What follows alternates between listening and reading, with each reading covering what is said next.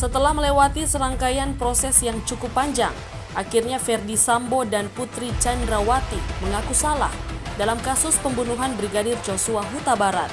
Ferdy Sambo pun akan mengakui perbuatannya dan siap bertanggung jawab. Hal itu disampaikan tim kuasa hukum Arman Hanis. Dalam pertemuan ini, Sambo mengaku menyesal dan berada dalam kondisi emosional. Pengacara keluarga Ferdy Sambo, Arman Hanis, menyatakan kliennya siap terbuka di persidangan. Dia mengatakan Ferdy Sambo dan Putri Chandrawati siap menjalani proses persidangan. Sambo dan Putri pun berharap proses persidangan berjalan dengan adil. Ferdy Sambo merupakan tersangka kasus dugaan pembunuhan berencana terhadap Brigadir Nopriansyah Yosua Huta Barat. Sambo dijerat sebagai tersangka bersama Barada Eliezer, Bribka Riki Rizal, Kuat Ma'ruf, dan Putri Chandrawati. Selain itu, Sambo menjadi tersangka kasus dugaan merintangi penyidikan pembunuhan Joshua.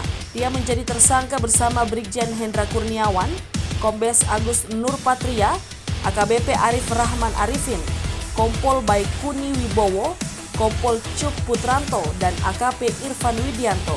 Kini berkas dua perkara itu telah dinyatakan lengkap. Para tersangka segera disidang.